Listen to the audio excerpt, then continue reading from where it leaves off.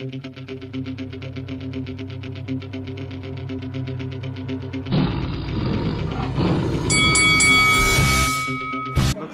what's up? It's Brother Jack. You watching Lights Out TV. This is Faisal Khan for Lights Out, and this is podcast 26 of the Lights Out Boxing Podcast. Delighted to be joined by the usual faces. To my left, Ron, Mohsin Gulsher, and to my right, for a third time in a row, completed the hat trick. He has completed the hat trick. Is Usmaan Mehmood, Mr. HF. Before we get started, just wanted to remind the people out there, if they haven't already, make sure you hit that subscribe button, make sure you like, make sure you comment, and make sure you're following us on all the social media platforms, which is Twitter, Facebook, and Instagram. Let's get the show on the road. With every other podcast, we start off with a quick fire question. So the question I'm going to give to you two today is, which British boxer has overachieved in boxing? Ron, start off with you first. Boxer that comes to my mind, and this is the one we were just talking about just a little while ago, Derek Chisora. A boxer who's got like 9 or 10 defeats, yet he's getting the big fights, the big names. You know, he's been in with the Klitschko, he's been with David Hay, which he's lost emphatically, and he's been in with Dillian White twice, and these are top heavyweight contenders. So, but one thing we'll give it to Chisora, he talks a good game, sells the fight.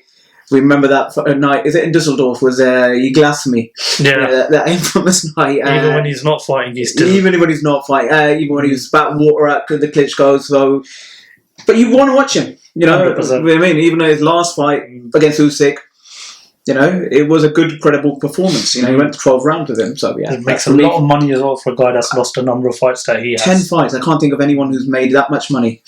It's a credit to British boxing because he's been around for a long time. Yeah. And every fight he's had, I think minus the David Hay fight and maybe the Tyson Fury the first fight with Tyson Fury before I fought the first second fight. one. I think I thought he was he gassed out, didn't he?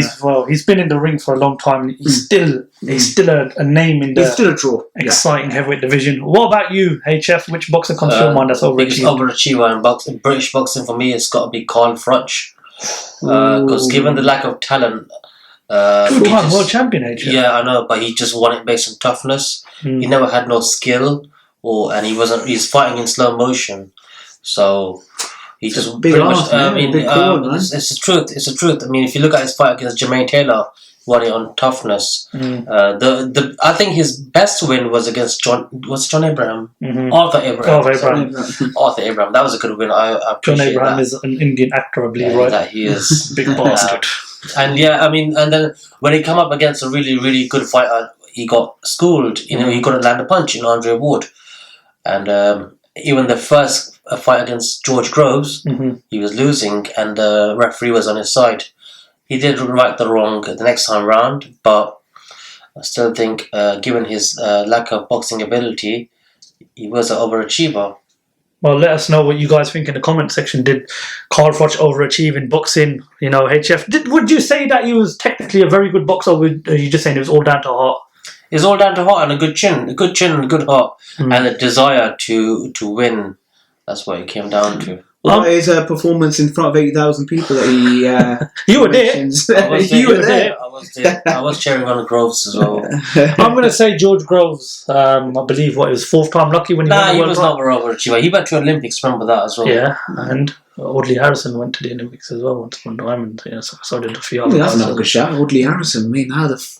Really? He never achieved nothing. I mean, George Groves done very well in this fight. But he made quite a bit of big money, fights. Didn't he? You look at James DeGale fight, the Badu Jan that was fight. a good win. Of course, the two fights with Carl Froch. And I believe the George Groves fight really got British boxing back to where it was. It was that first big fight, especially the second one, that really elevated British boxing. Of course, put Eddie Hearn on the map, and as you mentioned, 80,000 in front of the Wembley Arena, which Mr. Froch likes to remind us of in the majority of his interviews. But we're going to move on.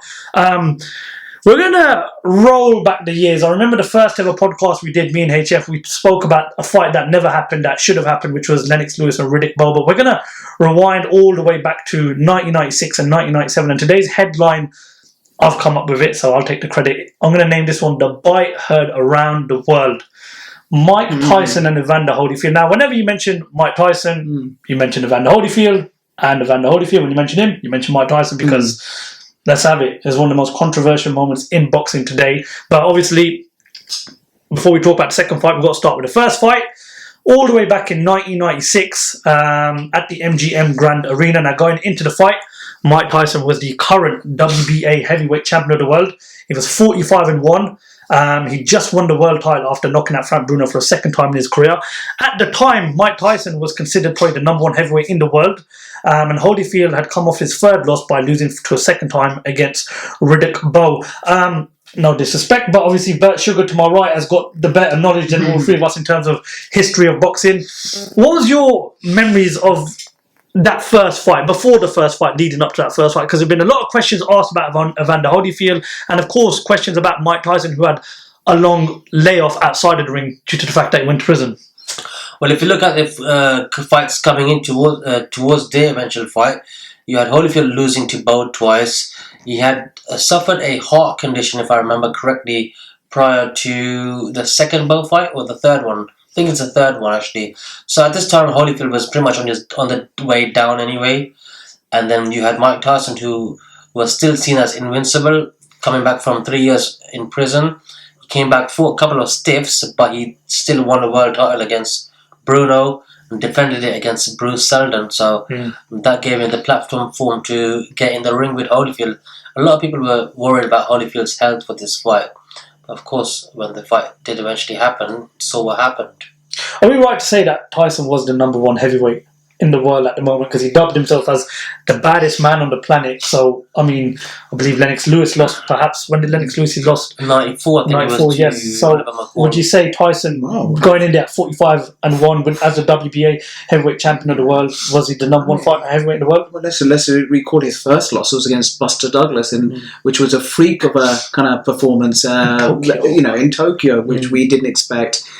I mean, the record suggests that. 1996. I mean, early 90s was the best of Tyson, let's be honest. But 3 years out of the ring, it's going to affect you. But then he comes back and wins the world title. I mean, you got to look at Frank Bruno. He wasn't, a big player in that heavyweight division, compared to the other heavyweights, in that era. Fair play to Frank. He won that world. Eventually won that world title, but just looked like deer in headlights in that fight against Mike Tyson. But yeah, he had that rep for a reason. In that fight, which I'm sure we're going to talk about, he had some really good moments. We're going to talk about the first fight, obviously, start off before we move to the second fight. Let's just recap the first fight. So just before you continue, I just want to say, you have to remember, Bruno only won the world title because Oliver McCall had beaten Lennox Lewis, so he was a champ at the time, and Bruno had beaten Oliver McCall, which was a massive victory. And Bruno lost to Lewis early on in his career, didn't he? Yeah, he did. That was in 1992, I think, or 93. But I mean, I'm trying to say that Bruno wasn't a big champion at the time, so Tyson only won the title from Bruno. But nonetheless, he was still a world champion. Tyson had been at the ring for a long time. Bruno was the more active fighter, and Tyson still did what he had to do. For a second time, you'd think that Bruno might have upped his game in the second fight. He might have learned from the first fight, but he didn't, and Tyson showed. There are levels, and obviously that was told. Well, we can talk about levels all day long, can't we, HF? Anyway, recap of the first fight. The first fight was very competitive, unlike the majority of Mike Tyson's fights. The changing point in that fight was round 6. Now, Tyson suffered a cut just above the left eye, and then he was also knocked down in round 6. But Tyson was hit with a low blow. So you can imagine, gets hit with a low blow, cut to the left eye, and then he gets knocked down. And then obviously in round 10, Tyson was almost KO'd after a barrage of punches. He was saved by the bell. But in round 11, Holyfield won the fight by TKO. Mitch Halpern, who was the referee at the time, stopped the fight, and he'd seen Tyson take too much punishment. When you talk about Mike Tyson, you look at how quick he gets rid of opponents. His fierce, ferocious punching power, and it's never a long. It was up until that point. It was never a long night watching Mike Tyson fights. I remember someone said to me once, "When you watch a Mike Tyson fight, make sure you sit down from the minute go because it's going to end very quick." That's the case with Mike Tyson. What do you think Holyfield did different, HF, in that fight, that first fight, that any other Tyson's opponent didn't do? I think Holyfield won the battle of the minds. That's what it comes down to. You have to have that mental ability to say to yourself that you're not going to back down. You're going to take Tyson's punches and you're going to dish it out as well. And once you stand up to your bully, which Tyson was, you do get the better of him. So Holyfield, of course, he's got the boxing skills with him as well. Obviously, he's a 4-time world champion, but he had the heart and the chin and the desire to face Tyson and everything Tyson was going to throw at him. So he had the answers to it, and of course the headbutts weren't so. It was fortunate for Holyfield that the referee didn't have too much of an issue with the headbutts, but nevertheless he still done what he had to. As I mentioned, a headbutt, a cut above the left eye, and a low blow just before the knockdown. Do you think the fight changed in round 6, and do you think Tyson ever recovered from that 6th round? No, he didn't look on steady legs after that, kind of thing. He complained to the referee, and he was kind of gesturing to the referee that he's hit me on the head, with the headbutt. Mm-hmm. I think demoralised. He was demoralised, and the low blow didn't help. It was like insult to injury. Mm-hmm. Holyfield was like a wily fox in that, he knew what he was doing. He was kind of moving in with the head. I think it's as HF said, he stood up to his bully. Yeah, and he just, and I'm absolutely right. It was, normally it's one-way traffic with Mike Tyson. He goes in, throws his hooks, the peekaboo style, but Holyfield's no pushover, and he kind of was at resistance, and he came back with some good punches, and it was good back and forth action until that 6th round. As HF mentioned, obviously Holyfield was a 4-time world champion. He won a world title at cruiserweight as well. But you just look at him at the stage of their career before that fight. Tyson 45-1. Holyfield had lost 3 fights.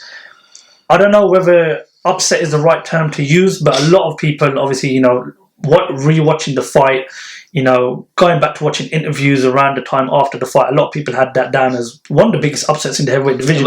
But would you agree that it wasn't upset? Because I get a lot of people would have had Tyson as the favourite at the time. He was considered the number 1 heavyweight in the world, the baddest man on the maddest man on the planet. But would you really dub that as an upset? Yeah, I would say it was upset because, like I said earlier, you have to factor in what happened prior to the fight. Holyfield losing a couple of times to Bow as well, and Tyson's punching power. And obviously, in hindsight, you think you know it all, but at the time, Tyson was still only 1 fight. He only had 1 loss in his career, and that was to Buster Douglas, which should never have happened. So one could say Tyson was even undefeated at the time. But if you look at Tyson's performances prior to prison and then after prison, it was 2 different fighters. I think. Was he the same ever again after that first defeat to Holyfield, though? I don't think Tyson was never the same after his win against Spinks, which is 1988, because that's when he got rid of Kevin Rooney, and from there it just went downhill. He beat Bruno. In 1989. Yeah, he was an overmatched. Yeah, I think that was It was a Buster Douglas fight, which he had a different trainer, of course, and they came so unprepared, and they never even had a ice pack for his swollen eyes and stuff. From there, just like I said, it's downhill from there. The Tyson after prison, he was only reliant on power, and you need more to your game to beat Holyfield. At the end of the fight, in a press conference, Tyson addressed Holyfield and said, "Thank you very much. I have the greatest respect for you. You fully deserve to win the fight on the night." So great sportsmanship shown by Iron Mike, but I think after the second fight, there was no sportsmanship shown whatsoever. The second fight obviously took place on the 28th of June in 1997, again at the MGM Grand. It was billed as the Sound of the Fury and afterwards infamously referred to as the Bite Fight or the Bite of 97. Well, we're calling it the Bite heard around the world. Now, the referee changed for the second fight. It was Mills Lane, which was brought in as a late replacement because Tyson's camp protested against the original selection of Mitch Harper, who officiated the first fight. The second fight was obviously postponed. The original date was meant to be May 3rd, but Tyson suffered a cut over the left eye during training. Recap of the second fight. So, in round 2, Tyson suffers a cut above the right eye. The referee gave it as an accidental headbutt. Now, Tyson also complained about a low blow in the second round. Now, there were a lot of complaints towards Holyfield, even in the first fight as well. But in the second fight, do you believe that the referee at the time let off Holyfield too easily leading up to that third round, which everyone knows what happened? Well, it's hard to say because there's only 2 rounds. But let me just say, obviously, Tyson protested against Mitch Halpin for the first fight, for him to officiate the second fight as well, because he was concerned about the headbutts again. So, and then he had cut in the eye in the first fight. In the first fight, yeah. and during training camp. So which postponed the original date. So he was already concerned about headbutts. Then going into the first and second rounds of the second fight, Holyfield does it again, up to his tricks again, start headbutting, and all these things caught up to Tyson. He's got really, really frustrated. He knew nothing's changed since the first fight. The referee's just different, but Holyfield's going to go up to him and start headbutting him again. And I think he just lit a fuse in Tyson's head, and coming from where he is, in Brooklyn, sorry. He did what he thought was necessary. I think it was frustration more than anything. He couldn't fight his natural way of, letting off his punches. The headbutts didn't help. I think that Holyfield used his reach to his advantage. It's as HF said, he stood up to his bully. Yeah, no, I mean, but Holyfield fought to his strengths in that fight. Adding in the dirty obviously the head, moving in with his head towards his head, and the height advantage kind of helps him in that regard as well. Well, round 3 is where it all went down. Tyson began the third round with a furious attack at the beginning. Now, prior to what happened, I actually said out of all the rounds that they fought up until the infamous bite, I thought that was Tyson's best round, obviously before he bit Holyfield twice. 2 minutes in. That was all down to rage, because if you look carefully, but when he comes out for the third round, he actually doesn't have his mouthpiece in. Yeah, and the referee tells him to go back to his corner. So his intentions were clear from the offset. Now, 2 minutes into the round, Holyfield hit Tyson with another low blow. With 40 seconds remaining in the round, Tyson then bit Holyfield's right ear. Now, Holyfield, of course, jumped around in agony just after being bit. Then the referee called for the time to be stopped. As Holyfield went back to the corner, Tyson pushed Holyfield. Now, one of the commentators in the fight said just after the incident, well, first he had a parachute drop on him, and now he's had a heavyweight bite him. At the point, the referee ducked 1 point from Mike Tyson. Miles Lane then told the commissioner he bit his ear. I can see the bite. But then the fight continued. Now, as the fight continued, Tyson, towards the end of that third round, did it again. Holyfield was clearly in agony. I fucking have to do that. I mean, listen, we all know Mike Tyson's a legend in the sport. Will go down as one of the greatest. But to do that twice, I mean, what on earth was he thinking? And then, of course, at the end of the fight, the referee, Miles Lane, goes, that's it. He disqualified Mike Tyson. Now, Holyfield's corner at the time was furious and frustrated, and they said the fight should have been stopped. After the first fight, yeah. But the question I have to ask is, though, and I'm going to relate to you. Should the fight have been stopped after the first bite? Yes. Why was it? I mean, I don't know what. Was this down to bad officiating, or was it just the caliber of the size of the fight? I mean that. Yeah, I agree. That second point there, the size of the fight, and both are Don King's fighters, and I'm sure he's got a massive influence on that. But what was Mills Lane thinking? I mean, as great as a referee is, it should have been like, right, this is over. This, they can't be tolerated. Good night. You don't prepare for these things. No, of course not. Obviously, people nowadays have gone and started biting opponents as well. You got Derek Chisora, you got Cash Ali as well. But at the time, looks like you, by the way. At the time, it was new. It was like, what on earth do we do here? There was no contingency for that kind of. It's just violent conduct. I mean, I know it's a boxing match, but it's. Well, what do you want to? I don't know what you want to call it. After the fight was stopped, Tyson went on a rampage, and obviously towards Holyfield and his corner. Miles Lane, at the end of the fight, done an interview, and he told Tyson's corner that he was disqualifying Tyson for biting him, and to protect Holyfield, the security surrounded Holyfield because Tyson had completely lost the plot. There was all sorts of action going on in the ring. As a result of biting Holyfield on both ears and for his behaviour, Tyson's boxing licence was revoked by the Nevada State Athletic Commission. He was fined $3 million in legal costs. And then obviously, I believe it was a year later that his licence was reinstated. Now, an interview after the fight Mike Tyson did with Sky Sports Box Office, they asked him what was the reason and justification for biting Holyfield's ear. His answer to that was, regardless of what I did, he's been headbutting me now for 2 fights. Then asked for an explanation, Tyson responded in a Mike Tyson way. I addressed it in the ring to the referee. I said to the referee, look at me. Look at my eye. I gotta go home. My kid's gonna be scared of me. If Mike Tyson's my father, I'd be scared of him anyway. I mean, Where did it all go wrong? And again, another question that I've got to ask you, HF, is why did the referee not look at the low blows and the headbutts from Evander Holyfield leading up to that famous bite incident?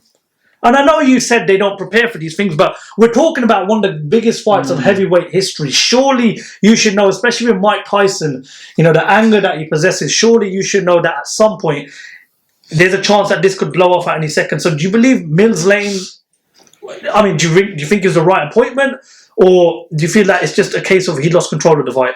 Maybe Holyfield was doing it in like a little subtle way. Yes, I'd agree with that. Where the referee doesn't know it's a headbutt, but only Tyson does.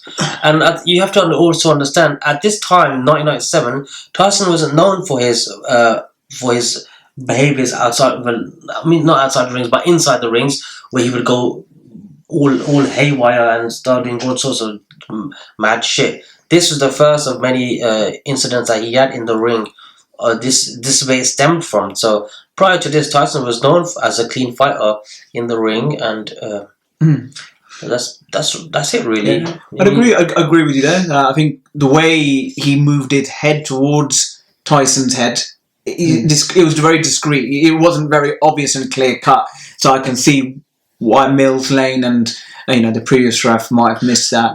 So you know what really gets me is, like I said before, and I'll say it again, is Tyson's third round in that fight prior to the incidents. That was his best round overall throughout both fights. I guess it was like a time ticking bomb where he just completely lost it, and it's a shame because it would have been good to have seen what would have happened if those incidents didn't take place. Which is my next question. Let's take the incidents out. We move on past round 3. The fight continues. What do you think would have happened? We saw in the first fight what happened there, but again the first fight, round 6, low blows, headbutts. Was that Holyfield's only way of beating Tyson? Yeah. No. Really? No, I think it's a fight, isn't it? That's what Mike Tyson says. It's a fight. Anything happens. It can get dirty. It can get ugly. So that Holyfield used his tactics well. His tactics were right on the night, to beat Mike Tyson. If you watch the first round of the first fight, Holyfield takes it to Tyson just to show Tyson that I'm not scared of you. I'm going to fight you back. So that was the blueprint right there. The headbutts were just additional feature to a win. Why did we not see a third fight? Because we already knew who the better fighter was at the time. Holyfield beat him badly the first time round. He was going to beat him again. But then you look back, how many times did Pacquiao beat Marquez for Marquez to actually avenge one of those defeats? It took, 4 fights? I think because of controversy that it ended they didn't. Holyfield's team... That fight generated so much money. Can you imagine how much money would have made, of course, for a third fight? But especially after what happened and everything. But then the heavyweight division kind of moved on a little bit as well. Lennox started coming into the play. I think Klitschko was... They started off... they started... Tyson was becoming...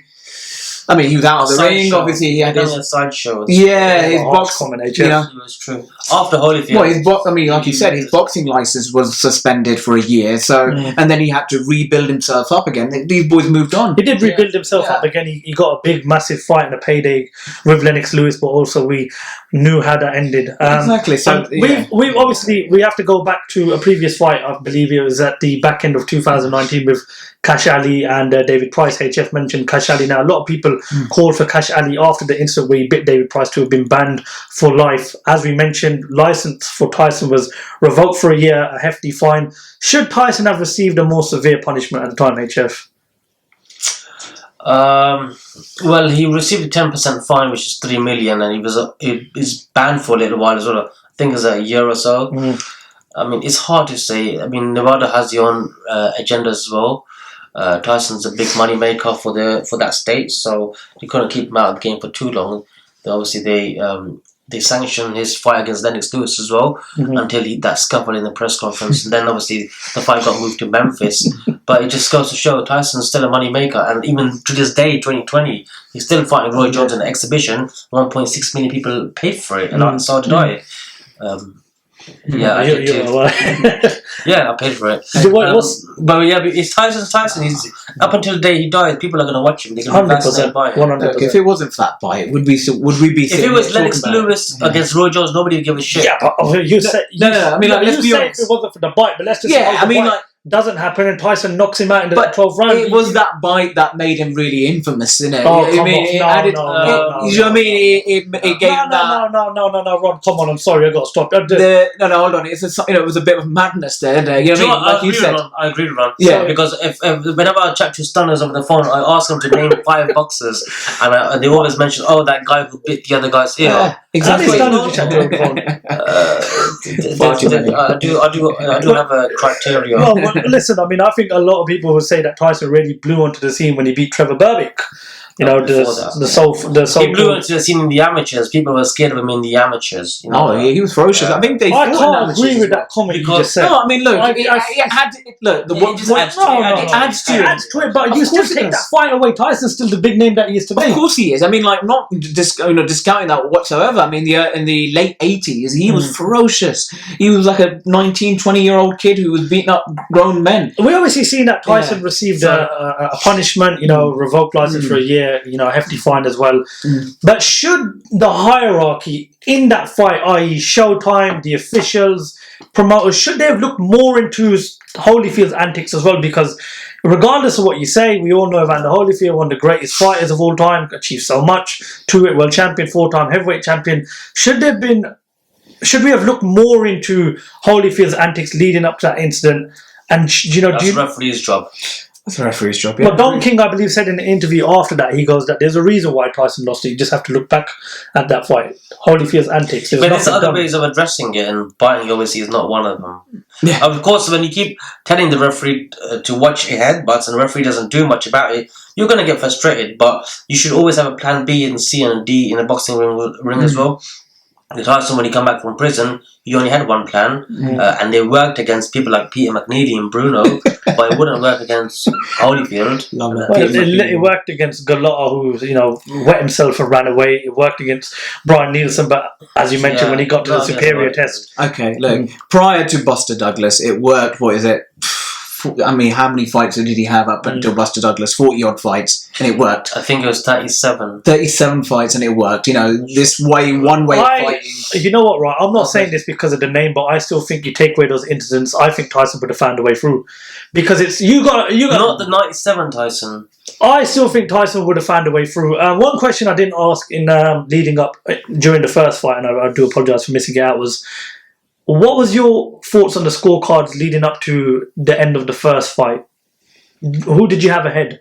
Well, you have to factor in I was 7 years old at the time. But you've watched it like 15 times though. I wasn't scoring. But you've watched it like 15. You claim you're Bert Sugar. So what was your thoughts on the score? But I think it's just different when you're doing it live and then obviously it's later on. But I think Holyfield was winning because of course you got the knockdown as well in round 7 or 6 or 7. That's 10-8 round as it is, and obviously you won round 10. As much as I love Mike Tyson, I did have him lose in the first fight. Second fight, obviously... But it was an exciting fight, though, regardless. Very it was back and forth. I mean, Tyson was getting in those left... I just remember Tyson, obviously seeing videos after that second fight. A furious Mike Tyson. But obviously, it all went wrong for the wrong reasons, of course. There's still... We've obviously, as you mentioned, we've seen Mike Tyson make that comeback now with that exhibition against... Tell him to keep her panties on. Roy Jones Jr. Give it a rest. He's made that exhibition comeback against Roy Jones Jr. You've seen that there's still that feistiness in him. You still see there's that eager to knock someone out. Now, Evander Holyfield has expressed his feelings many times on social media that he wants to come back into boxing and he's welcoming a third fight with Mike Tyson. As a boxing fan, do you want to see it? He just paid it. I'd see it because... No, but do you want to see it? Well, let's say, for example, in 2 weeks' time you wake up and Holyfield says, no, I'm not coming back into boxing, I've changed my mind. Do you lose any sleep over it? No, not Holyfield, but if Tyson and Holyfield fight, we don't need to see it, but if it happens, I would love to see it. And there's no unfinished business because Holyfield has proven that he's always beat Tyson. Well, Ron, I believe we did a podcast on at the time when they were talking about a potential third fight. I think Holyfield right now still beats Tyson. No, fair enough. That's your point. Yeah, but I mean, Holyfield looks in great shape. I mean, I've seen the recent... Yeah, but anyone can look good over hitting a bag or pads for 20, 30 seconds. But it's about when you get in the ring, Ron. We've said this so many times. Put a bunch of pads in front of me, I might look like a natural day welterweight. Look. Everyone, majority of the people told me Roy Jones Jr. will beat Mike Tyson. It looked like one person turned up to fight in that fight. Roy Jones Jr., for me, no disrespect, turned up to survive and get a payday. Mike Tyson wanted to prove to people he still got what it takes. So anyone could look good over in a training session that gets put on Instagram or Twitter or Facebook or any of these other social media. Third fight, obviously, you guys have your opinion on it. I personally would like to see it. Do you want to see a third fight? If it happens, great. But if it doesn't happen, not losing sleep over it. Will a third fight happen? As now that we've seen Tyson. Well, Tyson has said last week that he wants to continue doing exhibitions, and obviously, if Tyson's out there sniffing around, then Holyfield's always going to be interested. He has got about 10 kids which he needs to feed. So, I mean, look, if you're going to get Holyfield involved, then get Lennox involved as well. Big money. Do you know what I mean? Like, this is it, Veterans League or Legends League. I mean, I'd love to see that. These old school boxers, you know, get Klitschko back in, you know, Vitali in. You know, with Mars of bloody arse flipping, you know, the guy at the gym who was a journeyman, you know, to get back involved in boxing. But anyway. listen, I mean, we're not ruling enough in that in boxing, but you know, if they're gonna do it for a third time, why not? As boxing fans, boxing connoisseurs, would stay up and watch it. That's obviously all we've got time for on podcast 26 of the Lights Out Boxing Podcast. HF, pleasure as always, Ron. Thanks to you, my brother, and to the viewers out there. If you haven't already, make sure you hit that subscribe button. Make sure you're following us on all the social media platforms, and don't forget to leave a comment below in the comment section. Thank you for watching podcast 26 of the Lights Out Boxing Podcast.